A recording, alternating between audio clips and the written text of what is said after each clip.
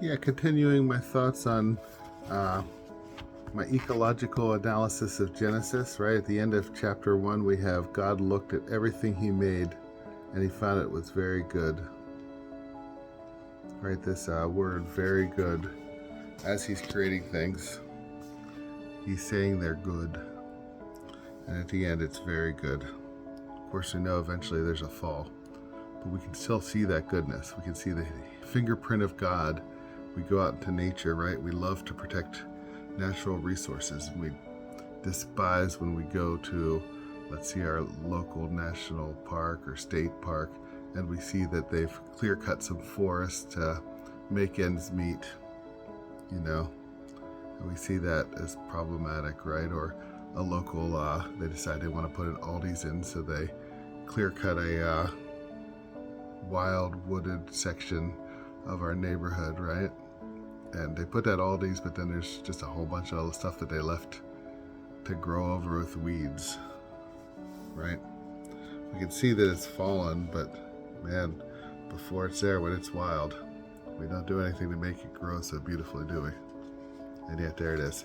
Okay, so today we're on to chapter 2, and our ecological verse comes from verse 7.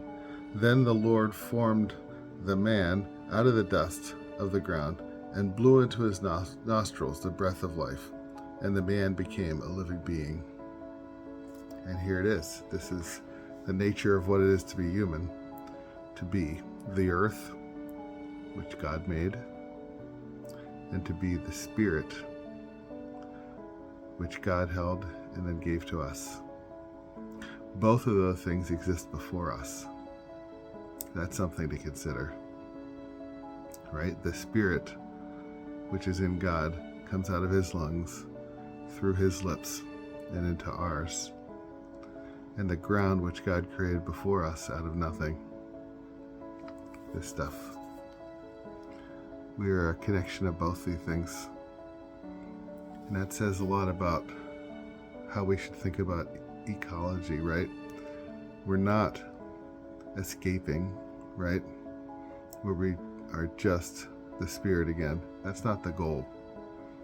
God didn't want us to just stay in his mouth, in his lungs, spirit, but he wanted us to be joined entirely with his beautiful creation, his very good creation, the earth, right? And we're supposed to recognize our creative potential, our good potential, our potential for light. So much of the Bible are terrible stories of terrible people, and we have to remember that. That's on purpose. This isn't, a book like a Disney children's book. Actually, Disney sometimes has some pretty dark themes, but you know what I mean. This isn't like some simple escapism, right? This is keeping it real.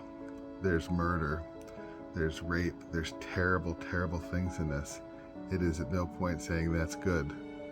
God created. You should always read the entire Bible within the first few chapters, within context of the first few chapters. God created it very good.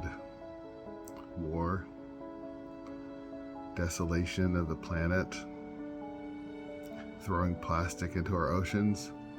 These are terrible, terrible, terrible sins. And we shouldn't do them. We should do better. God made us out of his own breath, his own spirit, and to put us into his dust, right? His soil, his humus, his humility. We're called to live up to that. Have a blessed day.